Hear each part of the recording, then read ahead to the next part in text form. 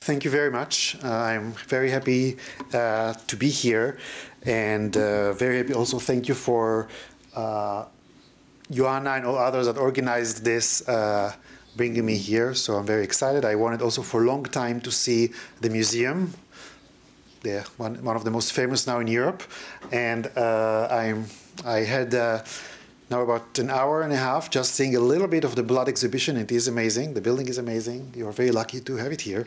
And I'm probably going to spend tomorrow seeing more of this. So thank you. What I'm going to speak about is the issue of Niddah. This is the topic. What is Niddah? And when we speak about the issue of Niddah, it's a term that has many different meanings. So what I put here are some meanings that are related to the Niddah. So Niddah can mean a menstruating woman, a menstruation, menstrual impurity, laws related to menstruation, etc. By the way, to make it clear, if you read Polish, you have to read the yellow part. The English one, you don't even need to look. Everything should be translated to Polish. So the term Niddah means really many different meanings, and it comes from a verb in Hebrew, which is Niddah or nun daled hey or nun daled daled, which means something like excluded, pushing to the side, etc., related to the fact that the Niddah, that the woman, the menstruating woman, is pushed to the side in some ways. I put this, Niddah versus menstruation and gender and sex, because I wanted to show that Niddah is similar to what gender and sex are. So if we want to speak about gender and sex, we know sex is something biological, generally. Gender is a cultural creation.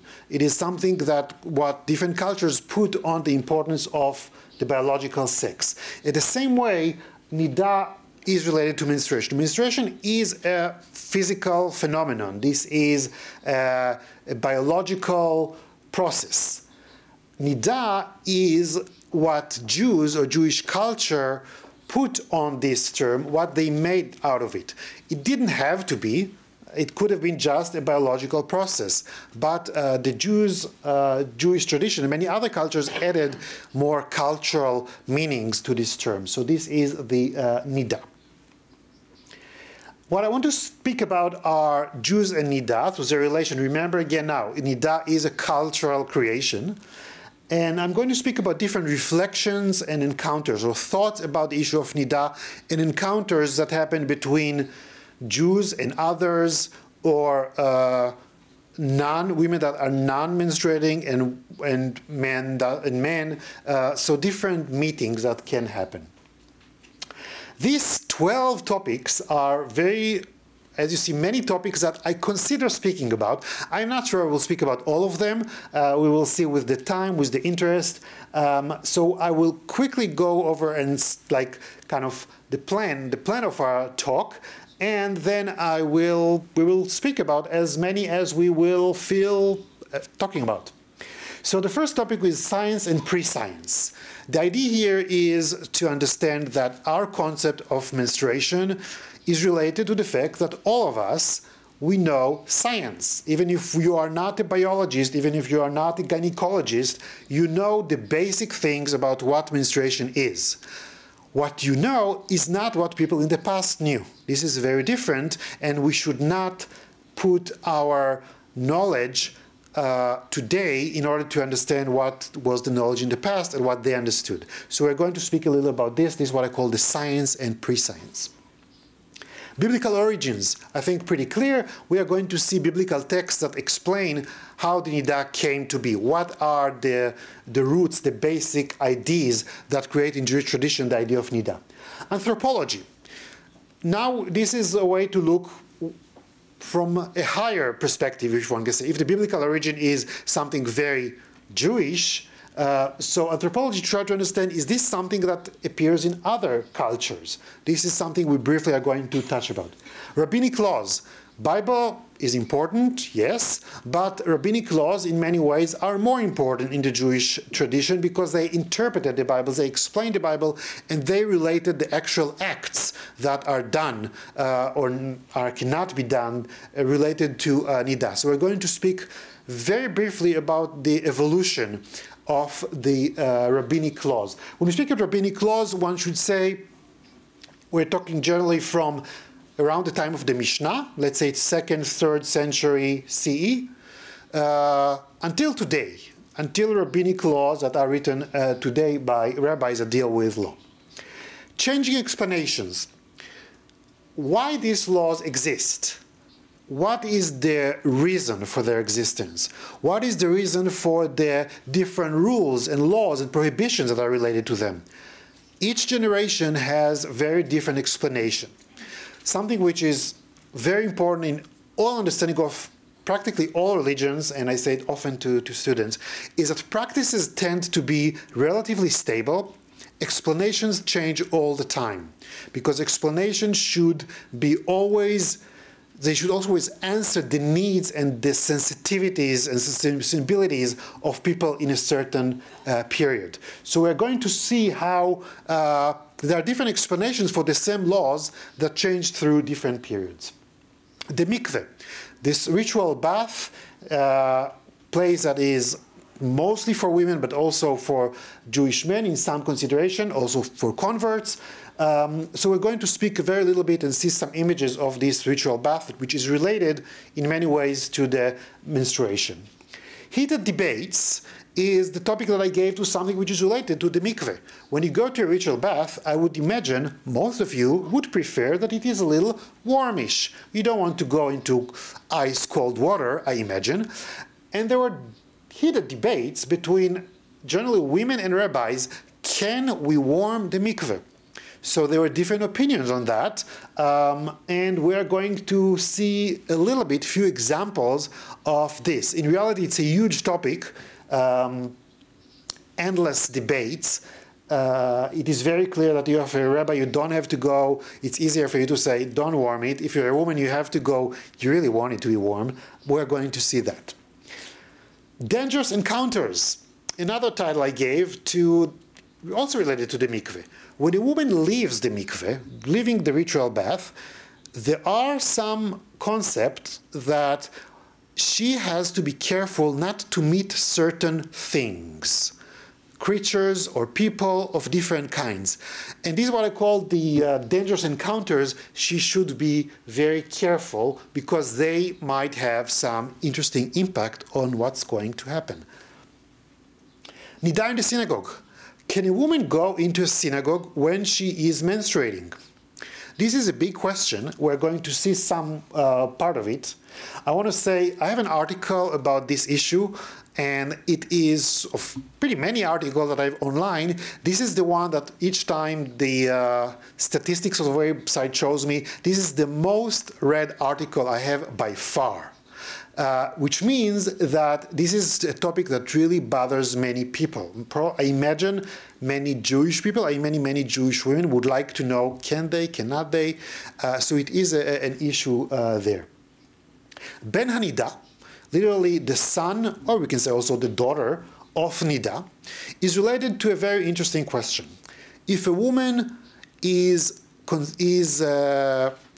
conceived, if a couple have relations and they have relations and the woman conceived and she becomes pregnant while she is Niddah, while she is in this category, the child might be considered in a special way. Actually, not a good one, negative one. In different cultures we have that, but also in Jewish culture. Now, some may say, well, but when a woman is menstruating, she cannot conceive. One thing, in rare cases she can, so don't try it home. And the other thing, just remember, they did not know the concept that we know. Remember science and pre-science? What happened with this child? Niddah and fertility. Do these laws of Niddah, do they affect fertility and demography of Jews? Yes, no. If the yes in a positive way, in a negative way, we're going to possibly speak about that. And the last thing will be contemporary issues. I will touch some issues related to debates that happen today with regard to the Niddah in the Jewish observant world.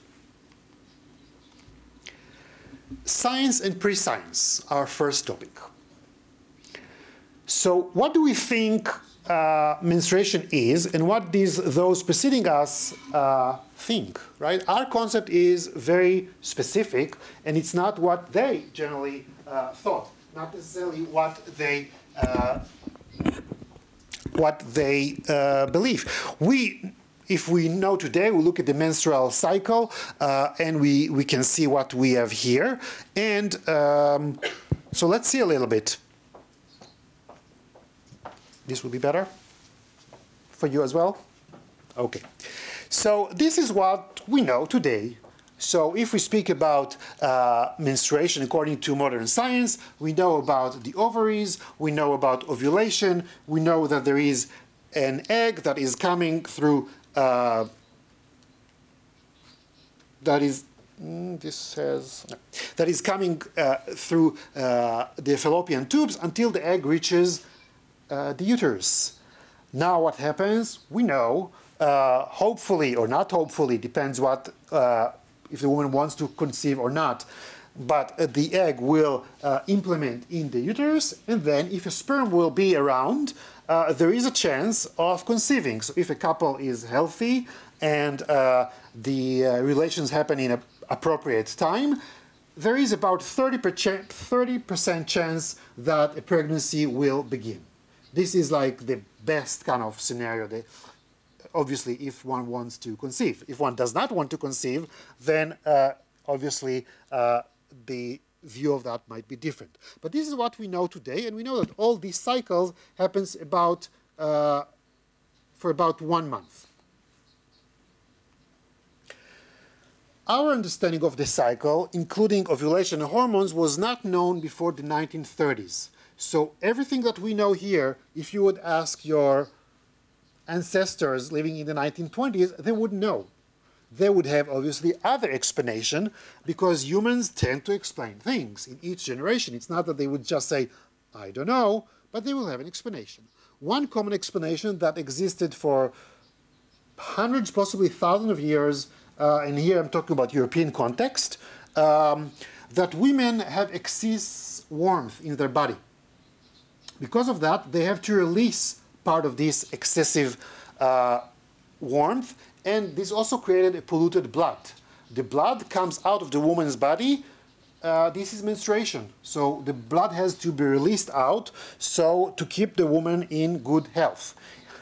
If you ask what men do, because also men should have apparently polluted blood, so I have to shave myself every morning, and according to medieval concepts, the hair, facial hair of men is the way men to release these toxins, these bad things. So the facial hair is the equivalent of menstruation. Great. Now, when there is pregnancy, it's good now? Okay. But this works? Yeah. When there is pregnancy, menstruation, what happens to menstruation? It stops. Why it stops? Easy. Because now the fetus is nourished by this blood, or at least parts of the blood. The pure parts of the menstrual blood now do not go out because they nourish the fetus. Now, if you tell me this is not true, I know, but we're talking again pre-science. Another question. After a woman gives birth, for a while, menstruation will not return. Especially this is true if she is breastfeeding. Why? Because the blood that was used to nourish the baby is now turning into milk. This is milk. This is why the menstruation does not come back. If you look about it, it's brilliant. This is absolutely logical. This is perfect. It explains everything so well. It also explains why when she stopped breastfeeding, there is a good chance that sooner or later, the period will come back. All these things remember until early 20th century. So what all the rabbis, they knew and they thought about it, this was, for many of them, in the background of their thinking. I would like to say something else about it in the exhibition, which is wonderful, by the way. If you didn't see it, you should. I've seen half, and I'm sure the other parties. There is in one place a sentence which is very common, saying that menstruation is death. Why it is death? Because it's the death of the egg, the non-fertilized egg. It's an extremely common concept. But one should be very careful until, remember, 20th century, they did not know about eggs, they did not know about hormones. So this is, again, a new explanation, a new concept. If you ask someone in the 18th century, menstruation is death, they would look at you and say, why? Because there wouldn't be any clue, anything about our understanding. Biblical origins. What does the Bible say about the Niddah? I put here a page from the Torah scroll. I tried several of the picture images to respect this country where we are. So a Torah scroll probably from Poland. Many texts here. I know text on the screen can be very scary. So let's try to read them together. You can read the Polish. I unfortunately cannot. I'll read the English. There are several texts in the Bible. The most important of them about Niddah are from the book of Leviticus, the third book of the Bible, and I will read them. When a woman has her regular flow of blood, the impurity of her monthly period will last 7 days, and anyone who touches her will be unclean till evening. If a man lies with her and her monthly flow touches him, he will be unclean for 7 days. Any bed he lies on will be unclean. If you read this carefully, look only at this text now, what we see here, it speaks about regular flow of blood. We can, I think, reasonably assume this speaks about menstruation. It's not about spotting, it's not about post-birth bleeding. Seems to be regular. Her monthly period will last 7 days, not less, not more. Anyone who touches her become unclean. Now, becoming unclean in biblical law and in Jewish law is not forbidden. You're not forbidden to become unclean unless very specific categories. For example, if you're a priest, you're not allowed to go to a cemetery, certain type of impurity. But people can become impure very easily. If I see a dead bird here and I take the dead bird and put it on the side, I become unclean. If I touch certain dead insects, I become unclean. There is no prohibition about it. The prohibition is if you are unclean, there are certain things you should not do until you become pure. For example, but possibly the most important, you are not allowed to go into the temple. Fine, you do a ritual of purification, and then you can go to the temple. What we see here is that also the man, if he lies with her, he becomes unclean, and the bed is unclean, but is it forbidden to have sex with this woman? According to this text, no. You're just becoming unclean. So remember, 7 days you become unclean, and when do you become clean again from this text? It seems at the end of the 7 days. There is no mikveh in this one. There is no ritual purification in this verse, in these verses. The second one, same Leviticus, few chapters later. Do not approach a woman to have sexual relations during an uncleanness of her monthly period. Here we have a prohibition. You should not have relation with a menstruating woman. What is the sanction? What is the punishment? We are not told. So we see a new element, the very effect of prohibition. Third text from Leviticus 20. If a man lies with a woman during her monthly period and has sexual relations with her, he has exposed the source of her flow, and she has also uncovered it. Both of them must be cut off from their people. Whoa, now we have here something which becomes more serious, right? This is not fun anymore. It's not just impurity, cut off from their people. Now, what is cut off of their people? Big question. If you ask Jews, generally for many centuries, they would say cut off from their people is a divine punishment. God will make sure you die. It's not a human court. You're not going to be stoned or burned, but God will make sure that you die before the time you were supposed to die. It's pretty scary still. according to some Christian interpreters in the past, they understood it to mean also by a court, execution by a court. And there are different opinions on that, but generally people would consider this is like the concept of karet, that you are die earlier than you should have been, and you are cut off, kind of excommunication from your people. So you see here the punishment is pretty serious. You have to remember, it's not as punishment, for example, transgressing Sabbath, which you should be stoned according to the Bible. So it is something else. What is more scary depends. I would be pretty much scared more than being stoned, but if you are a strong believer, maybe having God involved directly is more scary than that. But you see, in any case, there is serious punishment. Anthropology. As I said, when I speak about anthropology, I would like to speak a little bit about, is this something which is found everywhere? Because Jews are only one little tiny part of humanity. So is this a universal issue? What I put here, this is from CNN, recent, you see a month ago.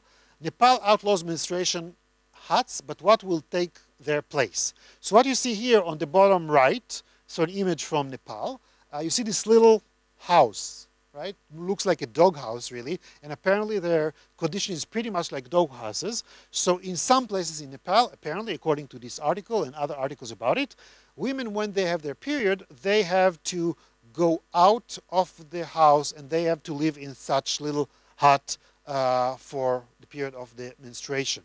The government prohibits this now because apparently what happens, not only it's, even if we don't speak about mental issues, psychological issues, about that, these places are dangerous. There are snakes there, there are scorpions there, very bad hygiene. Women die while going there. So the government tries to prohibit it. The article says it's not clear that they will decide. In Jewish tradition, we do not really have this menstrual hut as far as we know, other than one group that some people consider to be Jewish, some people consider not to be Jewish, is what is called the Beta Israel. Some people call it Ethiopian Jews. Very interesting group, very complicated relationship with mainstream Judaism, if one can say. They had that. But you see here an example, nothing about Judaism, by the idea that the woman, while she's menstruating, should be outside, should be somewhere else. In many cultures, there are or were rules prescribing special behavior by the menstruants and those around her, but not in all cultures. For example, regarding Greek culture, we do not have good reasons to believe that there were restrictions on women while they are menstruating. So you see this example. So it is common, but it's not universal. Why? Why yes? I think the answer really is simple. When rules are made by men, there's no surprise that blood coming suddenly from woman's vagina is scary, easy, clear, and I think that's the basic. We can give more explanations. Freud loved to give explanation and many others, but this is the basic stuff. It's just scary for those men. Rabbinic laws. Let's see about this issue. My question here is, what did the rabbis say about the issue of Niddah? I put here, you see two images. On the right side, this is tractate of Niddah, so a tractate of the Talmud in an edition in English. There's an entire tractate in the Mishnah composed around the 3rd century, and in the Babylonian Talmud composed around the 6th century about the issue of Niddah. And you see on the left side, you see a cover page from the Mishnah, so this major work of Jewish law from the 3rd century, tractate of Nashim. Nashim, so women. The tractate of Nashim is another way of men to call something women. Nashim is basically about everything relating to men and women, divorce, weddings, etc. It could have easily called men and women, but it's called Nashim, and you see this one was printed in this city in 1838. What I'm going to speak is about the length of the Niddah period, which will be very crucial for later discussion. In the Bible, composed, according to scholars, around the 8th to 6th century BCE. Just to put like traditional Jewish concept of the Bible would be that Moses wrote it. And Moses, if there was a Moses, would have been around the 12th, 13th century BCE. Scholars do not think this was the reality. Scholars believe the Bible was written more or less from the 8th to the 6th century BCE.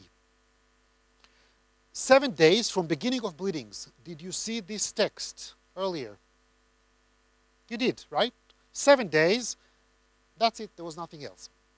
The Talmud, so including the Mishnah, so starting from around the 1st to the 4th century, and if we want to be even larger, it continues, but around that time, the Talmud, the period of the Niddah was decided to be the actual bleeding, plus 7 days, plus ritual bath.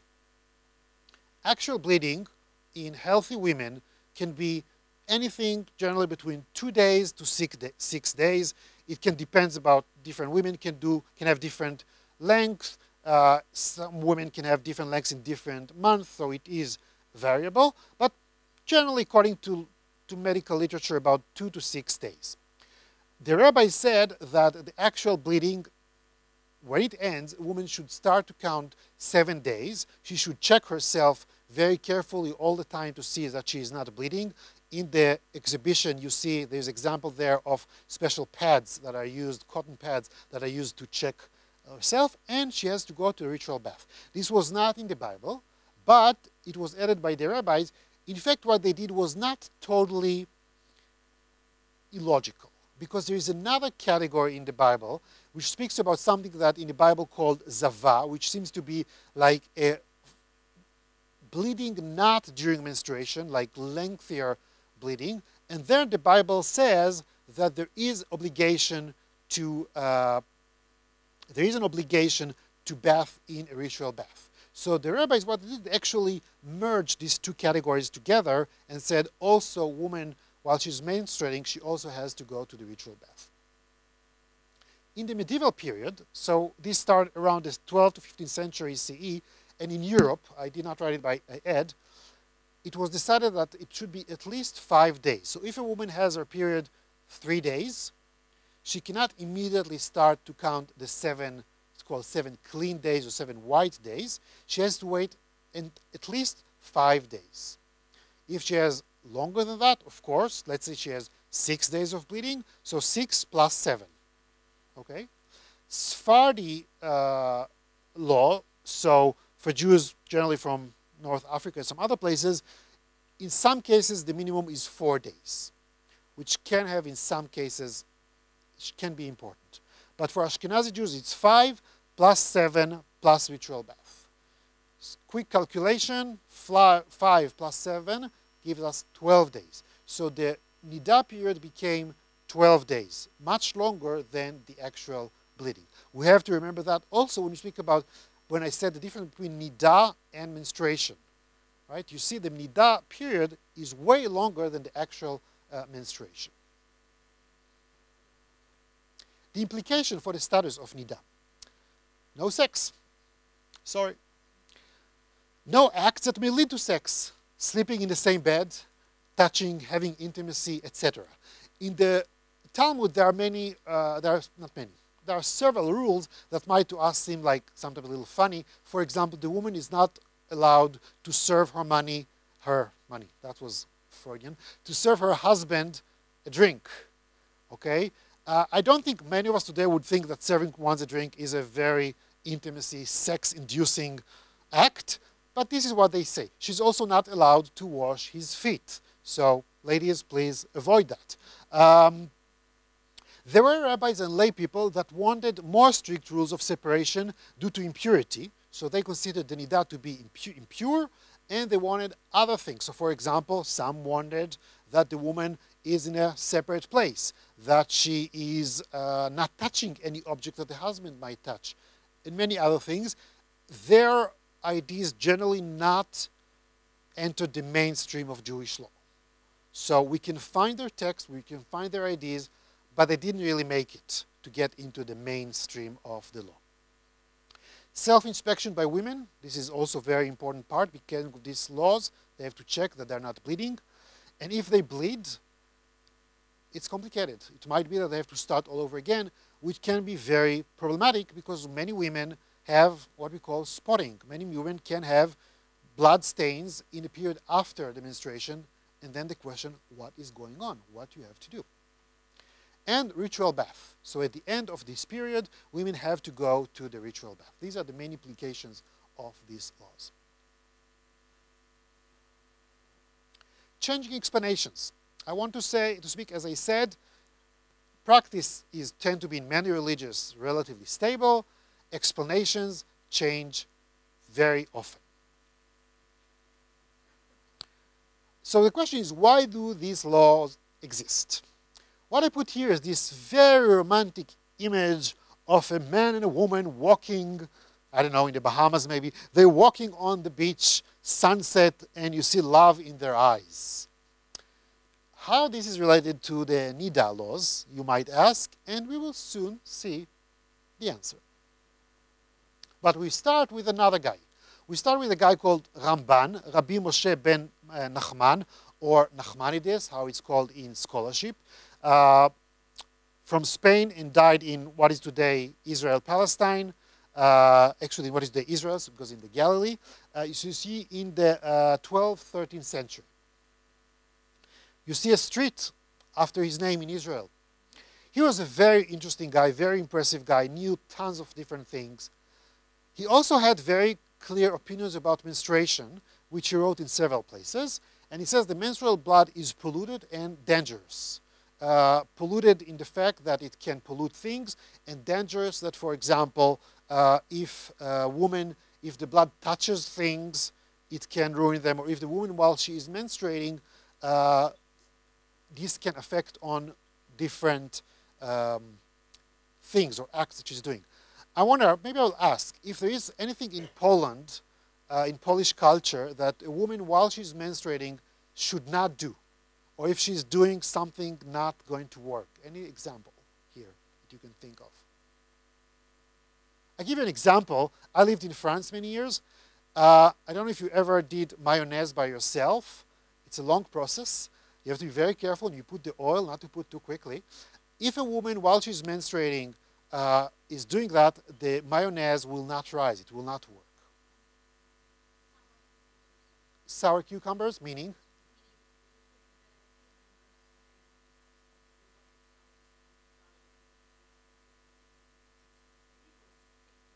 Yeah. Right. Okay. Yes. Okay.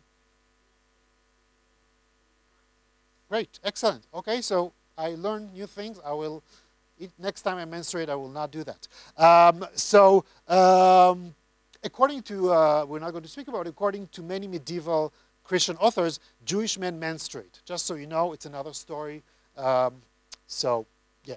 But okay, so we learned something about preparation of cucumbers in salted cucumbers in Poland.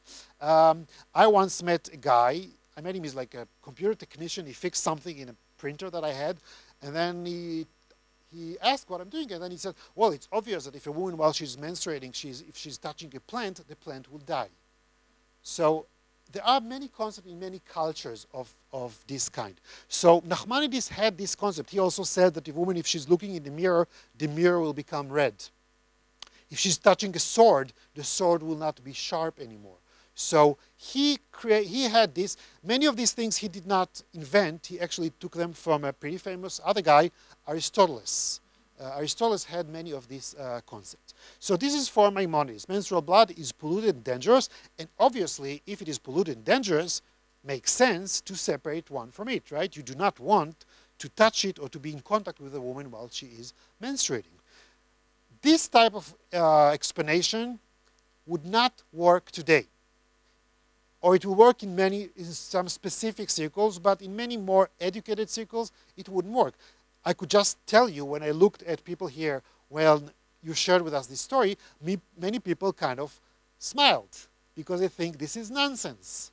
Now, I'm not saying it's nonsense or not my job, I never tried it, But, although I imagine it's nonsense, but what you see here that in culture, in educated people today would not buy into this. And if you want to tell educated people that they have to keep the laws of Niddah, it's not going to work if you tell them you have to keep them because it's really, really dangerous. They will tell you, bring me research. And you'll tell, I don't have research. They will say, so forget about it. You see, so this will be really a good way for a religious group to try to push for that. So there are other explanations. This book, written by someone called Norman Lamb, a rabbi, he was the president of Yeshiva University. This is the main institution of orthodoxy in the United States. He was for many years the president. He wrote this book many years ago, decades ago, Hedge of Roses. Hedge of Roses is, roses are nice, right? Roses are very romantic. You buy roses when maybe you want to have some things. What he said is that Niddah is actually a great way to increase intimacy. He quoted a little bit out of context, but this is done often, a Talmudic text saying that by refraining from relations, the couple actually creates a permanent honeymoon. If they don't have relations for 2 weeks, about 2 weeks every month, when they do have relations after the woman is pure again, they are really, really excited about it. And it's like a new honeymoon. It's like being married together again each time. The concept is that if you have relations, whenever you want to have relations, it becomes very boring, it becomes not exciting, and then you lose the fire in your marriage. So Niddah is the best thing to keep your marriage healthy and active and sexy.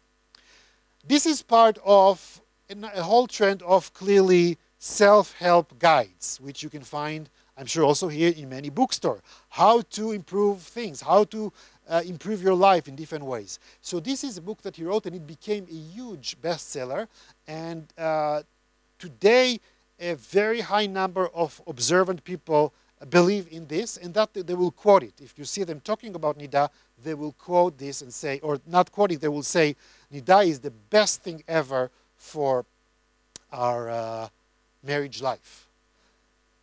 Unfortunately, there are some studies in recent years that show that this might not be really working like this. There are some sociologists, actually religious sociologists, I know one of them, there are others that did studies actually going to couples and asking them questions, this type of thing.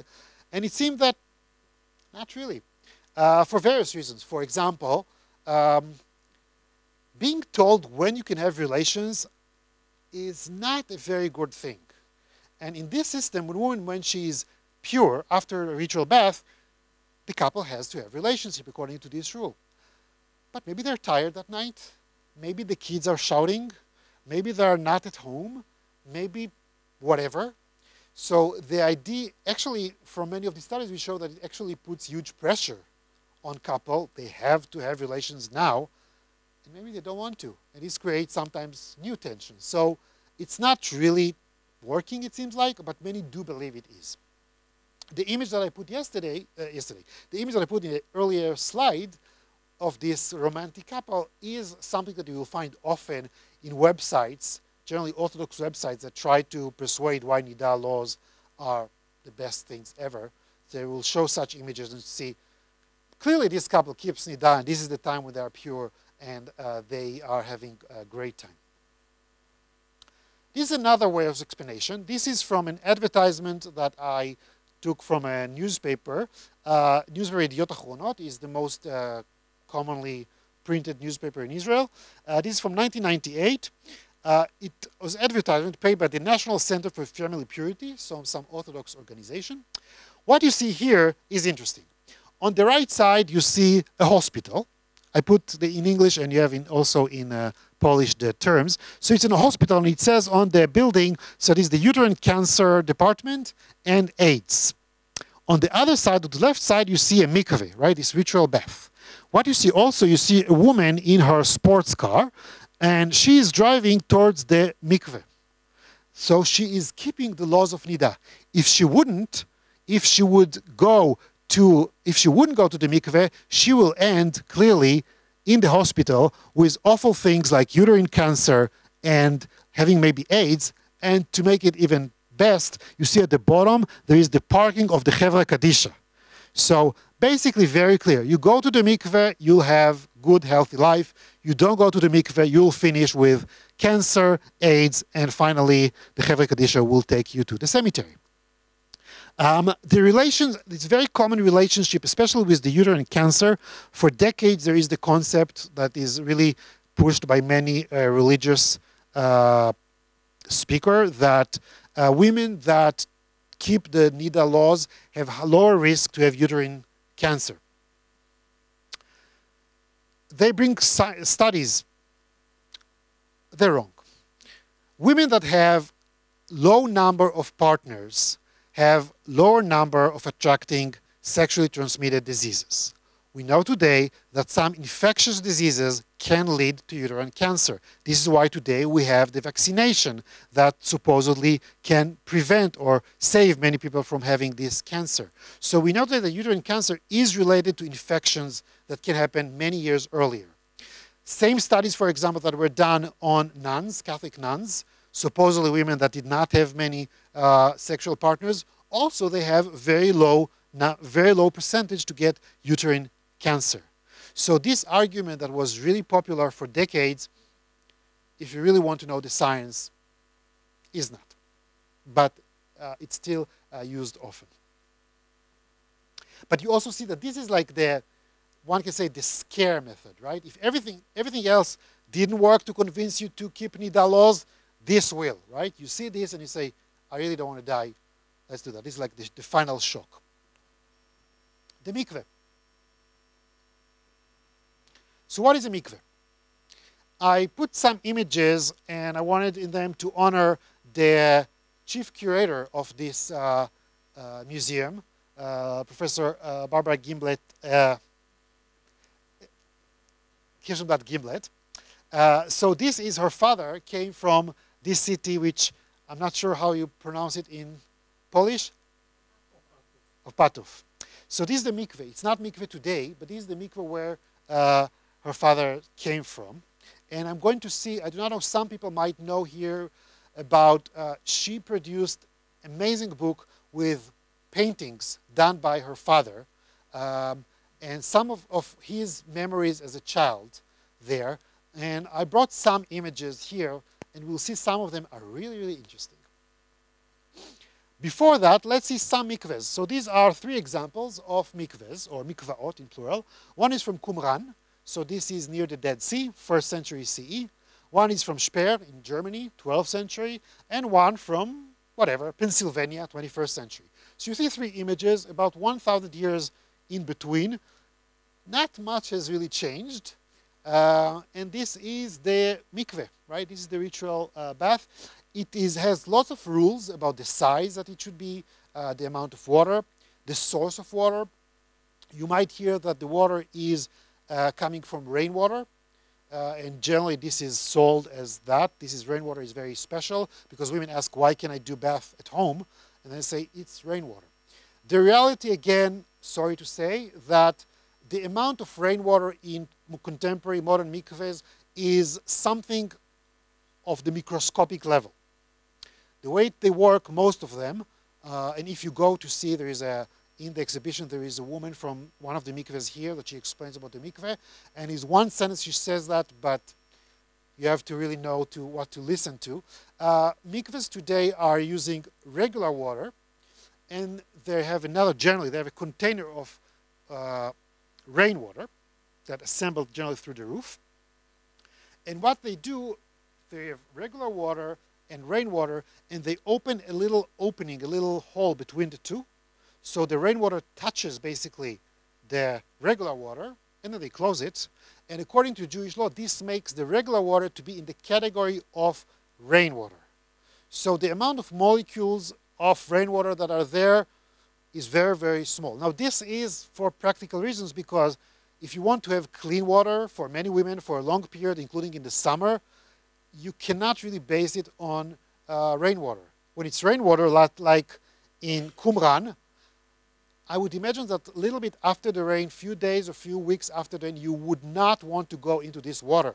After many women went there, and the water is already pretty disgusting, probably. So in order to have clean water, you have to have this, and this is the reality today. Some images. So this is from, also was used in the advertisement for this lecture. So this is an image from Amsterdam, from the 18th century. What you see here is a mikveh in Amsterdam. You see on the left, you see a woman, right? She is bathing in the mikveh. And you see another woman standing above her, probably helping her, what generally in English called the mikveh lady or the assistant. You see it's a dark place. They have a candle, right? You see a faucet on the right side. And another woman, which I do not know, maybe it's a friend or something else, someone else, that she is standing there. So you see this is a mikveh in Amsterdam that shows us in a very Flemish style of painting the mikveh. It's a beautiful, beautiful image. Now let's go to Meyer Kirschenblatt. So Barbara's father, they call me Meyer July in his book. And there are several images of mikvehs there. One is mikveh, women's dressing room. Now what is probably clear that Meyer Kirschenblatt was never in that room when women got undressed. So we must, I imagine, so we must assume that he used his own imagination for how this looked like. But he could have in some ways because he went other days. Some other days the mikveh was open for men. Men also went there, and women, not only for ritual bath, but actually to bath. It was like a bathhouse. So they had other reasons to go there, but this is part of what he knows, remembers from the place, part of what he imagines of them doing and undressing. And then this is again him imagining the actual mikveh. So the women, you see the mikveh in the middle, and they are undressed, and they bath in the mikveh. What you see here, that when many women together, for women today, this will be horror.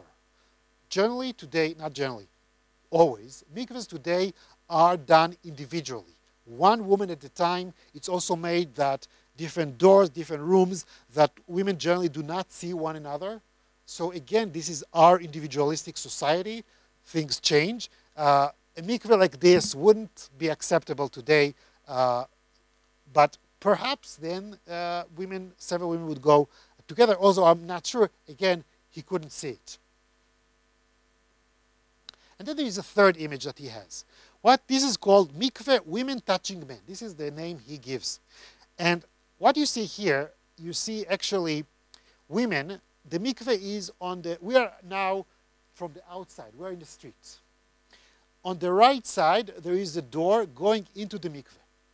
And you see also, so you see some women go there, and you see also women coming out, and they walk. And you see here a man sitting in a little window, and you see the woman is touching him. So what you see, and they stand in line. And he tells us in the story that in the mikveh, when the women came out from the mikveh, there would be a man sitting there, and they will touch his hand. A little strange, but we're going later to see why they did it. He did not really know, from what I can say from their writings, but we will see why the women touched the man's hand. This is from something called the Mikvah Project. So this is a beautiful book that was done in 2001 by a photographer, and she photographed women in the mikveh. All the pictures are relatively modest. You wouldn't see parts that maybe one is not supposed to see, but you see them. So she did some underwater, above the water, and those women tell their stories there. And some of the things that is common, and maybe at the end we will speak about it, is modern things that happen to the mikveh. So today there are women that go to mikveh also not with relation to the period, to the Niddah, but for example after dramatic events, rape, divorce, miscarriage. These type of events that people would like to feel, to impure themselves, to get impure, to have kind of new start. So some of the women there speak about those events. this is why they go to mikveh. This is not traditional. This is not according to Jewish law, although one can go to mikveh, but they go for these other reasons. And some of the women describe that in the book. Heated debates. Can one warm a mikveh? What you see here is an image from the 18th century done by Aaron Wolf Schreiber Hellingen. He worked in Vienna. He was a very talented artist, and he worked in the National Library there, as far as I remember. And this is from a book of Birkat Hamazon, so blessing over food, after food. What you see here, it is attached to the text. The text that this image, this woodcut is printed with, is about the Niddah. So initially you would assume this is about Niddah. And what we see here, we see a woman, a naked woman in this tub, and another woman, maybe a servant, pours, we can assume hot water, hopefully not ice water, but something like this. In reality, this is probably not a mikveh for various reasons. Technically, this will not be a valid mikveh made from wood and other factors, not really, but it raises the issue of warming mikveh. So let's say a guy, very important one, Yosef Karo, wrote what is called the Shulchan Aruch, the most important Jewish law of the 16th century until today. He was born in Toledo in Spain in a very bad year, 1488, meaning 4 years before the expulsion of Jews from there, so talking about the bad luck. And he ended his life in the city of Safed in the Galilee in northern Israel in 1575. So after he had long life, good long life. There are those who forbid to pour a kettle filled with hot water into the mikveh to warm it up, and similarly to fill a mikveh with hot water and to attach it to a river.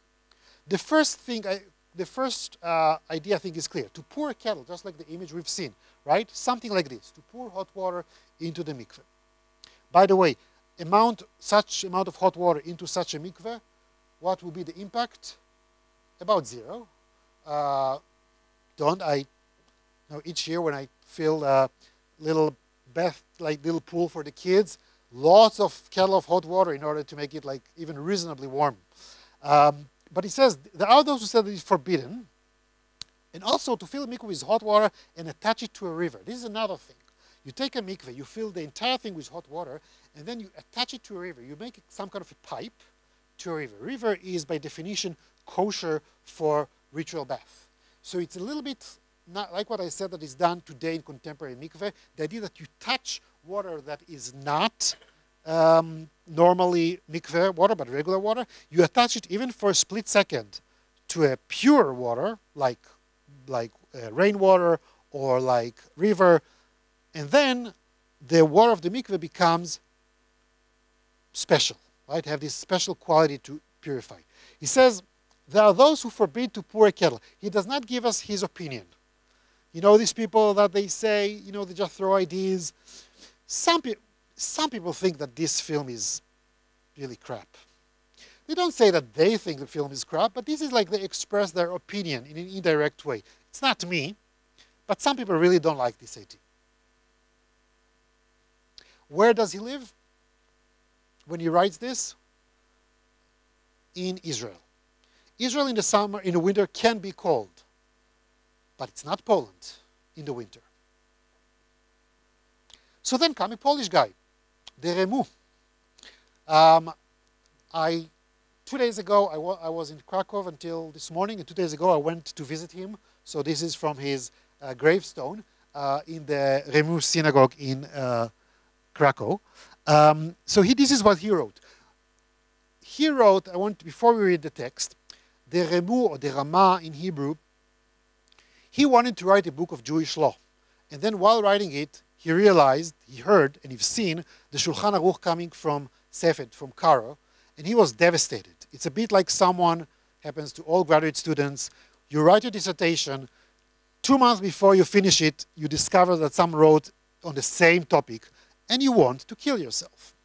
What I always tell students in a case like this, don't kill yourself, and then go and read it, and you'll see that it's totally different. What you do is for sure different what the other person did. He did that.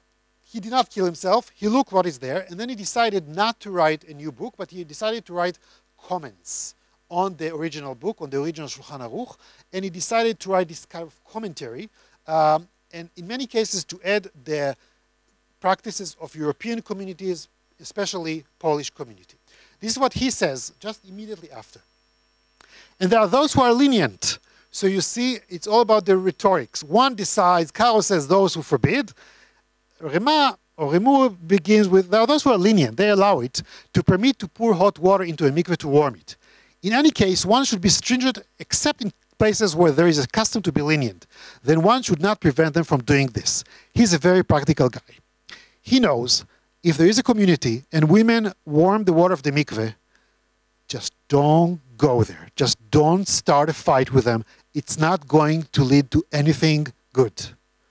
Okay? So in a way he says, it's better maybe not to, but if a practice of the place actually do it, let them be.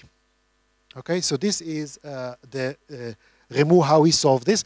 And actually for generations, there is continuing to be a difference between Ashkenazi custom that are more lenient and more allowing this, and Sephardi custom that are more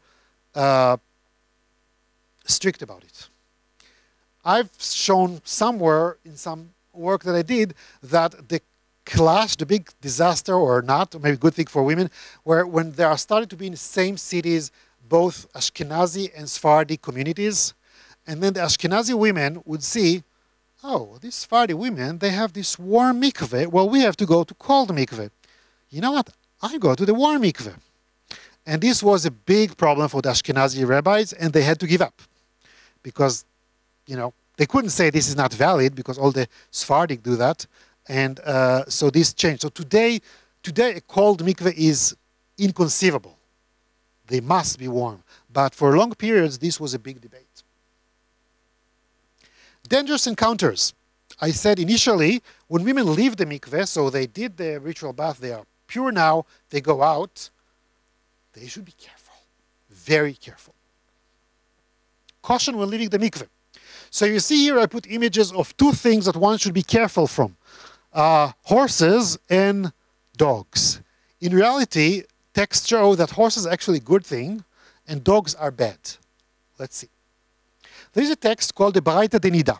This is a text that was written possibly somewhere around the 6th, 7th, 8th century, perhaps, maybe a little later, which is very strict about the issues of the Niddah. It had some impact in Jewish law, but not huge one. But some ideas there had impact. One of the ideas there is that when a woman leaves the mikveh, she should be careful what she is seeing first. Think about today, our concept, you know, each generation we think in different ways. Think about our brain as a formatted disk or a disk, and there is a place for one image there. That one image that you see will be in your memory, will be stuck there. You cannot replace it with another one. And this will have impact on later things. So what happens according to the Baraita de Niddah? If you see a stupid man, I did not want to put someone stupid. Also very interesting, I did research on Google image stupid man, and it all the time, like 70% was shown a very specific person. For political reasons, I did not want to put that image here. But it was pretty stunning. But so I put the same man that generally considered to be relatively smart and relatively Jewish. Let's say that one picture showing him stupid and one is the classic smart guy. If you're a stupid person, not good. Because what will happen is that the child that will be conceived, because you remember, a woman is going to the mikveh, purify herself, assumingly she's going home, assumingly they're going to have sex, hopefully they're going to be a child from that. If she sees a stupid person, the child will acquire this concept of stupid person. If she sees a dog, the child will be like a dog, like behave in a bad way. If she sees a pig, the child will be like a pig. On the other hand, if she sees a horse, it's great. Apparently, this text had high admiration for horses. So it says that if she sees a horse, it's good because the child will be like horse, and apparently horse is a good thing. If she sees a sage man, Jewish big rabbi, this is the ideal. That will be a great thing to do. She should also not see a non-Jewish man. Non-Jews, they are in the category of the stupid, those humans that you don't want to see. So this is what is there. Now this seems, again, I see some people smiling, because you know that seeing something, a woman seeing something will not going to have impact on the baby that she's going to have, right? Drinking coffee during pregnancy will have impact on the child. Alcohol will have impact. Drugs, medications. Is there anybody here, any specialist of, I don't know, some biologist that is working on these type of topics? No? So how do you know all these things? How do you know these things? We believe scholars, experts, that people that we believe to be experts tell us lots of alcohol will cause damage to the fetus.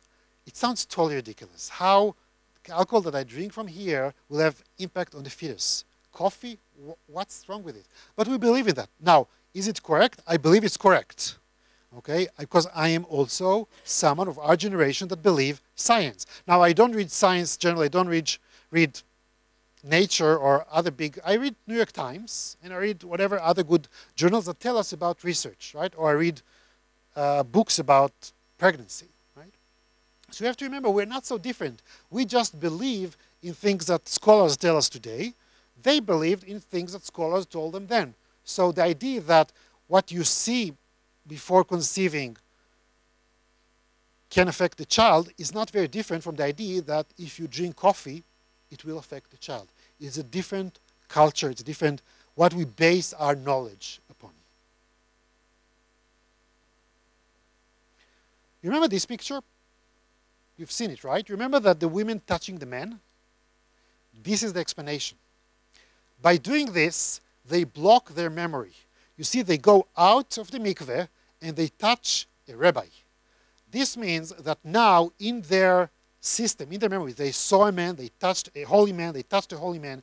Now, even if they go out and they see a dog or a pig or some imbecile, this will not affect them because they are protected by this image. When they go home now, they will have relations, the child will become someone with the characteristic of this holy man.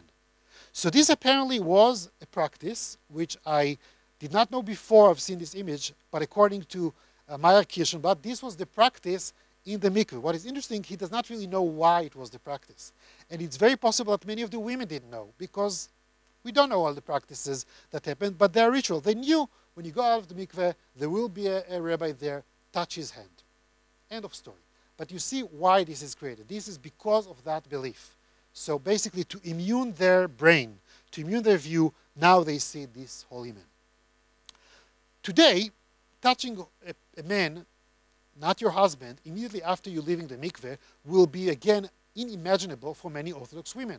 They wouldn't touch, why would they touch a man? Also for him, he's not supposed to touch women that are not his wife. So there are other ideas. Here, this is from a text from 98. Immediately, so this is from a guide to the laws of Niddah. Immediately when she comes out of the water, the woman must invoke in her imagination the image of her husband or the image of another holy and pious man. It will be for her as if she had crossed a just man. Okay, so you see here we move from actual touching a man to imagination, which is also a very modern concept. And the idea that imagination can work, right? I mean, it's all virtual reality here. And you think about a man, you think about a pious man or your husband, this will be there. You can go safely outside of the mikveh. I spoke several times with women that in Israel had guidance from from wives of rabbis, what are called sometimes rebbetzins, because in Israel, when women get married, Jewish women get married, they have, by law, to have a certain training. They have to go to a mikveh, and they have to have a certain training about family laws before that. It's generally a disaster, but that's what it happened to do. Disaster because generally the miscommunication is very weird. You often talk about a rabbi of a woman of a very Orthodox rabbi talking with a secular woman. The secular woman generally had relations with multiple people before, the rabbi woman wife cannot teach her much about, she doesn't know about yet already, but this is what is there. I heard from several women that they were told when they go out, if they see cockroach, they have to go back to the mikveh. So they will not explain why, but you see again, this is like it, because you generally don't see, if in Israel you walk in the street, you wouldn't see a pig, but you might see a cockroach. So this is how it is done today. Niddah in the synagogue. A picture of another person from Krakow, Maurizi Gottlieb, Jews praying in a synagogue on Yom Kippur. And the question is, can or should a woman who is Niddah enter a synagogue? You see in this image that he has, you see men, you see also himself, and you see that, and the women are pretty close to the men, and we do not know if there's a special category why the women are there or not there. And then there are different texts. So there is one, and the Lord spoke unto Moses, saying, Speak unto the children of Israel, saying, If a woman have conceived seed and born a man-child, she shall touch no hallowed thing, nor come into the sanctuary until the days of her purifying be fulfilled. What you see here is a biblical text that speaks about birth. Right? After a woman gives birth, she should not go to the temple. This doesn't speak about menstruation. This does not speak about synagogues.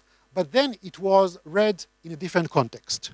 Whether it's lawful for a woman to come into the church when she has her courses, or to receive the holy sacrament of communion. These things are required to be known by a rude nation of the English. So this is a text of around 6th century, if I remember correctly, Christian text. You see the concept of women going into the sacred place is there.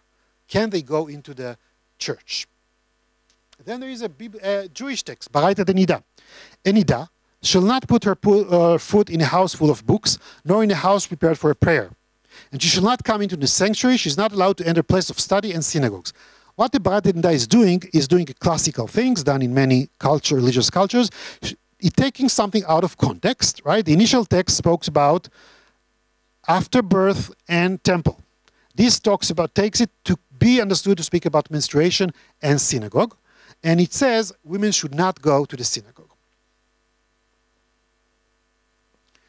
Rashi, famous author, Jewish author, possibly one of the most important, together with Maimonides, the two most important authors possibly of the Jewish Middle Ages. He tells us, and there are women who avoid entering synagogue during their menstruation and touching the book. It's not clear what it says. It says Sefer or Ha-Sefer. It's not clear if it means any book or Torah scroll. And they don't have to do so, but it's a purity custom for them, and they do well and are to be praised. He's actually using a very interesting rhetorics. You don't have to. If you want to come to synagogue, you can. But if you want to keep outside, you are to be praised. So you see, he's not saying it's forbidden, but he's saying, if you don't, that's good. An author from Germany, Italy. And I, the author, saw in my country that women have the habit to enter the synagogue. They pray and they respond to every sacred thing. They are only careful not to look at the Torah scroll when the cantor shows it to the people. What we have here is a new practice that we hear. In the synagogue, there is something called Agbaha, that the Torah scroll you see here is shown to the people. And it tells us that women, when they are in their period, they don't look at the Torah scroll. So the idea here that something is sacred, the Torah scroll, and you don't look at it. I could see in several, actually, Sephardic synagogues, a few times I looked carefully to the back, and there are women that turn around. I suspect that there's a women that are in the status of Niddah. I did not see it ever in Ashkenazi synagogues, although this text is 100% Ashkenazi. So there is also this practice of women getting into the synagogue, but not watching the scroll. And let's get to our Polish Remu. Again, not all his texts are lovely. I showed one, but this also is an interesting text. Some wrote that the menstruating woman, during the days she sees blood, should not enter the synagogue, nor pray, nor mention the holy name, nor touch the book. Others say she is permitted to do these things. This last opinion is the basic law. But the custom in our countries is like the first opinion. In our country, meaning here. And even in places where the custom is to be severe, during the high holidays and the like, when many gather to go to the synagogue, they are allowed to go in the synagogue like other women, because otherwise it will be for them a great sorrow if all gather inside and they stand outside. Very humane attitude that he shows, the Ramu. Right? He says, even if you think that you're not supposed to, on the high holidays, Shabbat, on Yom Kippur, Rosh Hashanah, when this is the big event of the year, we don't want to exclude them from the community. So they are allowed to come in. And this is really, I think, an impressive, humane understanding of what does it mean to stay outside. One thing, you're just outside. You're out of this big activity of the community. On the other thing, everybody might know that you are having your period. Why Rochele wasn't in a synagogue yesterday? Oh, she's Niddah. Maybe not something that all women would like the entire community to know. So this is Ramu. I'll do quickly very few things, and then we will go, I guess, to question. Ben and Niddah, the son of the menstruant. I put here two images. One of an image that I found, Jesus. You know, holy, pure, sleeping. The other one of a child not so holy, and doing things that one is not supposed to do outside, even if some do. So this is a text called Toldot Yeshu. Toldot Yeshu is a Jewish text. Often people call it counter-gospel. It's a text that Jews wrote, not clear when, but it was fixated around the 10th century, probably, explaining Jews about things about Jesus. Who is this Jesus? And there is a story. And Jesus, this villain, passed in front of our rabbis, straight and uncovering his head. So his head was not covered. One of the rabbis said, he is a bastard and a Ben Niddah. So the rabbi said that he is a bastard. He was born outside of wedlock, and Ben Niddah, son of a menstruant. Was Jesus born outside of wedlock? Even according to Christians, yes. Joseph is not his father.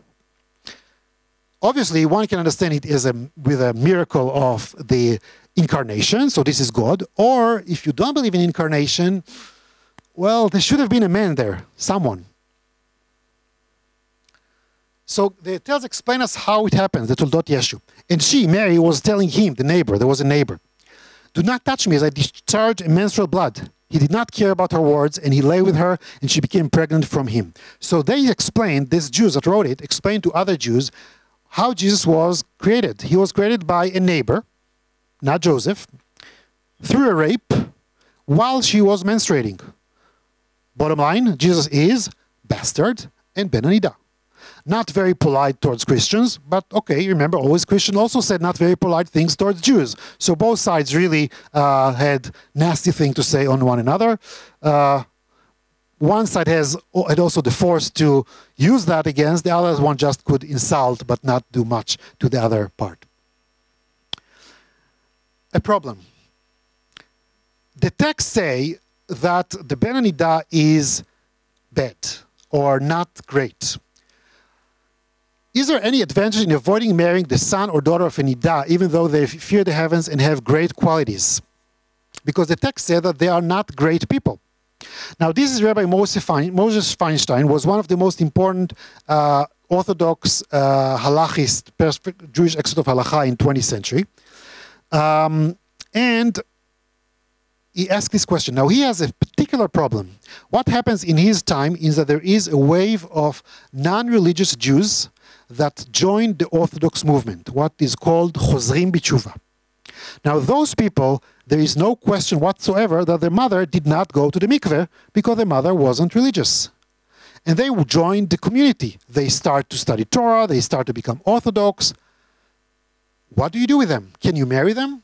Or you cannot marry them. He is stuck. According to traditional text, you should not. But you see them all around. They sit in his own yeshiva, and they study, and they look like good guys and good girls. What do you do? He gave an answer.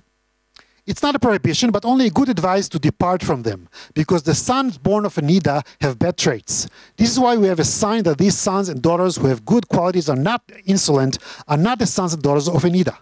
He is doing an amazing flip-flop, logical flip-flop. He says, these people are good, right? They came here, they sit in our yeshiva, they listen to us, which means that they cannot be Ben Niddah because Ben Niddah is bad. But there is a problem. They are still children of non-religious women that probably did not go to mikveh, therefore were Niddah. Remember, if a woman does not go to a mikveh, she's always Niddah. Even after 5 years, she's still Niddah until she goes to a mikveh. So he's doing this logical jump with a problem. And even if we know that the mother did not go to the ritual bath for bathing, it is possible that she went to bathe in the sea or in the big swimming pools of the hotels, which are, according to the Torah, valid as ritual bath. Thanks to this bath, she was no longer Niddah, and she purified herself without even intending to purify himself. Right? He solved this problem in a very interesting way, saying maybe she went to some place that is kosher as a mikveh, and then she is not Niddah. And in heaven, taram, taram, taram, they knew that the time is appropriate for this woman to bathe to purify herself. So she was impregnated by her husband while she was still pure. So he solved the problem, right? He did some logical flip-flops, but still he got to a solution why good people are not Niddah, even if we think that they are. Niddah and fertility. Do the laws of Niddah have impact on fertility? Basically, do you keep Niddah? Do you have such a big family? Well, let's see. You remember this, the length of the Niddah period. You remember the Bible was 7 days, the Talmud was actual bleeding plus 7 days, and since the Middle Ages until today, it's about 12 days minimum. You remember that from earlier, right? Let's look a little bit about fertility charts. If we imagine a theoretical woman that have her period for 28, 29 days, which again is theoretical. Any period between about 22 to 36 days considered in medical literature to be absolutely normal. But 28 helps because it helps the manufacturers of pills, you know, to do just 28. It happens calculation, they do that. In this theoretical cycle, we have the period of the bleeding, let's say 4 days, and then there is the ovulation that happens around 14, 15, 16. You know, you see until day 28, and a new cycle begins. There is the pre-ovulation and the post-ovulation period. This is a medical study. Since most Orthodox Jewish women complete a period of ritual impurity and attend the ritual bath on or before day 14 of the post-menstrual phase, because they go to bath after 12 days, right? So they will have the relation, let's say, to 12, day 13. The majority of cycles are potentially exposed to coital activity during a fertile period, or in normal language. Most cycles, in this case, the couple is likely to have sex during a fertile period, and the increased likelihood of coitus following abstinence is a potentially fertility-enhancing effect. Or in other words, having sex during that time can contribute to more chance to conceive. Why? Because this is the story, right? If they have, let's say, 5 days plus 7 days, day 12, and then the couple is having relations, it is good chance that it will be just before or during ovulation. Just before is okay also, because the sperm can survive in the woman's body for 24 to 48 hours. So that's fine. Okay, so they have a good chance to conceive. What happens if we have another type of scenario? A woman that has a cycle of 24 or 25 days, which is, again, part of the norm. If she has that, ovulation is likely to be around day 10, 11, 12. The couple will have relations after 12 days. What will happen? Nothing. Most probably, they missed the ovulation. If they don't want to get pregnant, great. They don't need pills. If they do want, they missed it. Even worse. This is a testimony by a German scholar, non-Jewish scholars, that speaks about, described Jewish rituals. And he says this: after 7 days of uncleanness, the woman counts again 7 days of cleanness, and when she finds herself completely clean, she has to go completely naked into the bathing pool. He describes a ritual that we know existed actually in several places, for example, in Austria. There, women kept 7 plus 7. Why 7 plus 7? Because it's a round number. So they kept 14 days. Now let's look at our pictures. If a woman have even a normal cycle, normal, let's say, average of 28 days, the ovulation will happen again 12, 13, 14, but the couple can have relations only day 14, 15 or so. They missed the ovulation. They will not conceive. If the woman has a shorter period, forget about it. So you see that some rules can have impact. Now today the 7 and 7 is not practiced in any Jewish community that I know of, but the 5 plus 7 is. So for women with a regular cycle of about 28, it will have no major effect. Possibly positive, but not sure. For women with a shorter cycle, it will have surely a negative effect, and it is a big problem today, often referred to as ritual, halachic infertility or Jewish infertility. Sometimes there are different terms like this. Contemporary issues, and we finish with that. The Niddah laws today. One thing I think I can recommend, people would like to see, there is a film called Purity, done in 2002 by a director named Anat Tzuria, and she interviews people about the Niddah, their experience. It's interesting, and I recommend you to go. Also, you can see here in the exhibition, there are certain parts which are really well done about the Niddah. Some of the things, conservative or reform synagogues and what they do. One thing that also those that do not keep the Niddah laws need a ritual bath for is conversion to Judaism. Part of the ritual conversion to Judaism, and this is true in practically almost all Jewish denominations, including Reform and Conservative, is that the non-Jewish person go and dip in a ritual bath. In places where Jewish communities have good relationship, Orthodox with Conservatives and Reform, what happened for many years are that Reform and Conservative synagogues, when they want to do conversion, they asked permission from the Orthodox synagogue that had the mikveh, and they did the ritual dipping of the convert there. In some places it didn't work because the Orthodox did not allow it. I would imagine that in Warsaw, I understand there are 2 active mikvaot in this city. I suspect, if someone to correct me, I suspect they are controlled by Orthodox communities or Orthodox rabbis, and I suspect there is a good chance that they will not allow non-Orthodox conversion to take place there. What this created in some countries, especially in the United States, that conservative and reform synagogues had to build their own ritual bath. Now, to build it's a big project, so they needed to spend a lot of money and space, but they did it because they needed it for that. Now, you have this ritual bath, but they use for conversion. The conversion doesn't happen every day. You know, always, when you build something, you want to use it. So then several things happen of sometimes this, or a certain return to keep these laws by especially some conservative women, or the creation of new rituals like those that I mentioned earlier, about after certain dramatic moments. So this is something that happens there. This is also related to all the new practices that I said. In the film here, the woman that speaks about the mikveh here, she says that mikveh is very individual, it's not a party, it's not for many people. She's right and wrong. She's right in Ashkenazi context, modern Ashkenazi. She's wrong in Sephardi context. First, when a woman in many Sephardi communities, before she is getting married, she also goes to the ritual bath. She is going generally with lots of family members, female family members and friends. She would go with her mother, she'll go with the mother-in-law, she'll go with her sisters, and they will have a big party in the mikveh. So sometimes, and some of this comes back today, sometimes it's used also in other places. The 7 white days debate and fertility. These 7 days, you remember, these are not from the Torah, right? The Torah was only 7 days, but there are no extra 7 days. Now, today, when people know that these extra 7 days are, 1, very hard for many couples to keep, and 2, they may have impact on fertility, because if you remove them, there will be no problem with the ovulation. Ovulation is almost never before day 7.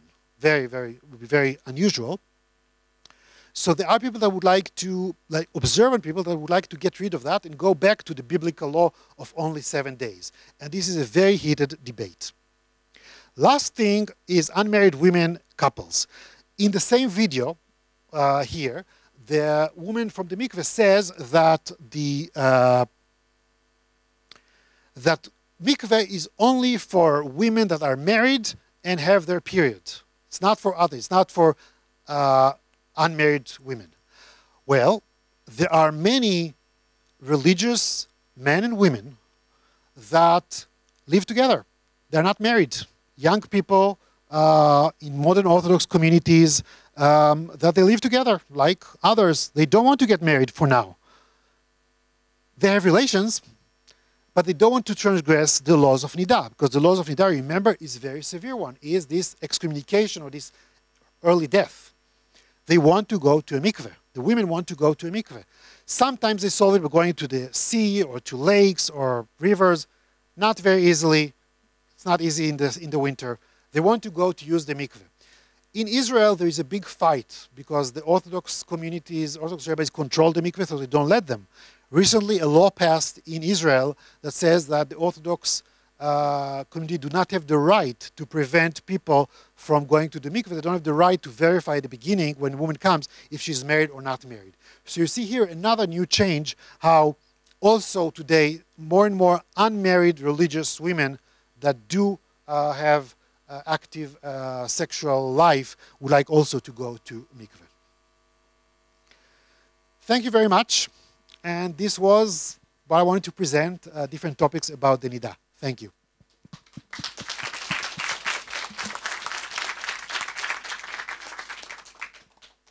If there are questions.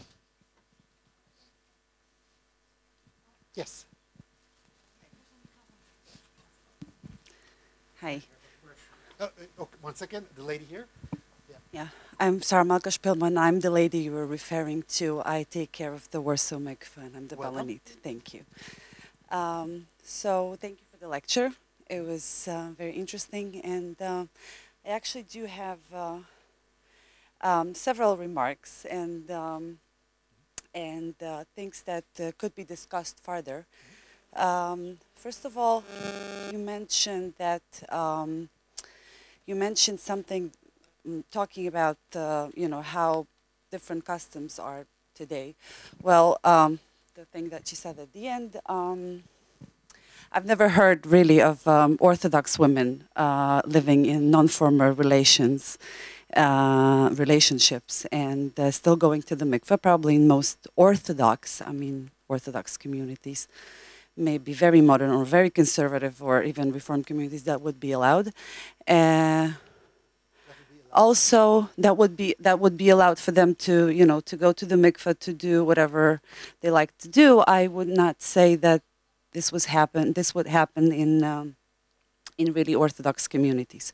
And I know that Orthodoxy is a full range of beliefs and customs, so yeah, we can, that would be a long discussion. You actually answered. Yes. Is so a very anyway, big umbrella. just wanted to clarify, one of the things I wanted to clarify, you said about women who want to go to the mikveh for all different reasons, not necessarily related to their niddah after a traumatic experience or like a rape or divorce, and among those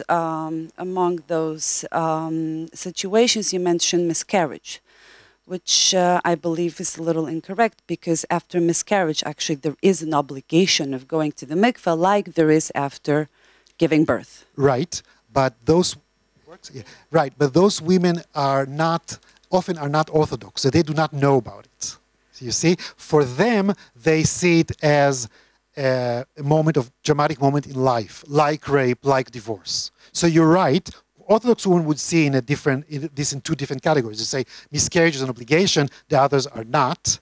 But I spoke about many conservative and reform circles in which they don't have this concept. So they see it about the drama of miscarriage. So it would be worth to make the separation and the division, like to clarify when you're talking about Orthodox customs and halachic laws concerning the mikveh and the period of niddah, and when you're talking about things that are simply practiced by, not as part of the halakha, of the law. Right, but I speak about different groups, so I do not. Just to make the division clear. Right. Okay. I was, by the way, at some point during the talk, I said, I think this is the lady. But what's your name? Sarah Malka. Sarah Malka. Welcome. So what I try to show is the different groups, right? So Orthodox and non-Orthodox, and how it moves between different groups, and how also in Orthodox it's changed, and also the Orthodox, as you said, is a big umbrella. I am now reading a book about, just reading it these days, someone called Benjamin Brown. He's an expert of Haredim. He wrote a major book now in Hebrew. And in the first chapter, he discusses the concept of orthodoxy. And basically he says, we should just stop using this term because it's such a big umbrella today. And he is on the, between modern Orthodox and Haredi himself. I know him personally. And it's such a big umbrella, so it's not very clear what remains of it. He says until the 1950s, it was a pretty clear umbrella. Today, such a huge variety between open orthodoxy to Satmer, and so this is... So even so more important, some kind of division and separation between, like, you know, depending on what you're talking about. Groups. And the truth is that, however the material presented at the exhibition was cut, I'm always, when I'm talking about this subject, I refer to the Orthodox halakha, to the laws of Tahar HaMishpacha, which belong to the... You speak probably about the Haredi side. Chabad if side. Not Chabad, not Chabad, but and really not Haredi. Haredi, I would say, are, you know, the Hasidic movements would be called Haredi. Okay, but just general orthodoxy, maybe not very much towards the modern or conservative. Just but many modern Orthodox consider themselves fully Orthodox, and I have, as a expert, as a observer, I have to respect their of call. course. But thank you very much for your mentions. Sir.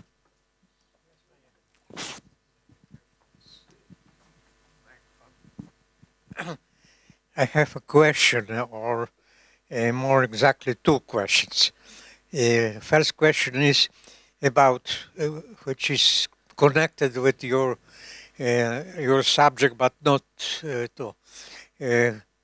Is any mention about orgasm in Bible, in Rabbinic, in other books? Mm-hmm. Because this is very important from point of view of modern science. Right. And the second question, which is connected with it, if there is any book or any work written by women about these problems which you are speaking about, because I think, I suppose so, that they may have another opinion than men, and men are the normal science workers who write about problems which touch women. Right. Okay. Thank you. People heard the questions? So one question, both are indirectly not related. One about orgasm in Jewish sources, and the other one is women writing. I start with the second one. The second question, in recent years, yes, there are more and more works written by women. Actually, very interesting, there are many, it's not true. There are several works that are written by men and women together. Several interesting Orthodox and modern Orthodox and Haredi works, especially modern Orthodox, that people that bring their expertise. There are some works that are written by women also. This is mostly in the Haredi world, and these are often works that are bought to brides before a wedding. There are some famous, like really bestsellers that are written. Sometimes you do not know if it's different or not different. Sometimes there are texts that you hear the male voice through the woman, and sometimes they are different. But this is a recent thing. We do not have earlier material on that. We have some works that are written for women by men in Yiddish, actually. This was a language in which there are these type of works already, like in the 19th century, maybe a little earlier, but not many. This is not very surprising. I mean, we don't have women writing on almost anything. We have very few, people might know about the memoir of Glickel of Hamelin. Very few, all the list of Jewish sources that will make written by women will fill a quarter of a shelf. That's it. About the question of orgasm, it is mentioned, but it is mentioned in a different terms. Obviously, the men, they knew very well what is male orgasm, because apparently they had them themselves occasionally. About women, they had to imagine, maybe to ask, but generally it was not something that you ask. So it is related to also pre-science concept. In the world before modern science, there was the concept that male have seed, what we would call sperm, and women also have seed. And women release certain seed, and basically only the meeting of these two seeds, they did not have the concept of egg, these two seeds will create the baby. And it was considered that the release of the seed is by woman while having her orgasm. This is the seed that will create the child. There were concepts of this, some of them, we can awfully hear them today. For example, that there was a Republican politician said a few years ago that rape, he uses a weird term, legitimate rape. Women raped will not conceive. This is actually a medieval concept, because the concept that if a woman is raped, then she will not have enjoyment from that, then she will not have orgasm, then she cannot conceive. We know today this is total nonsense, because you do not need any enjoyment. But this is example that the same concept was used by everybody. This was the science of Middle Ages and earlier. So Jews and non-Jews had the same concept. In Jewish sources we have, for example, that a man should make his wife enjoy before he enjoys. So this probably trying to convince men that they should delay a little bit, because this will raise the possibility that they will have male children. So this is another, and male children obviously good thing. So this is another hint in Jewish sources that there was the concept of female enjoyment, and that it can be used for practical reasons. Thank you. Anyone else?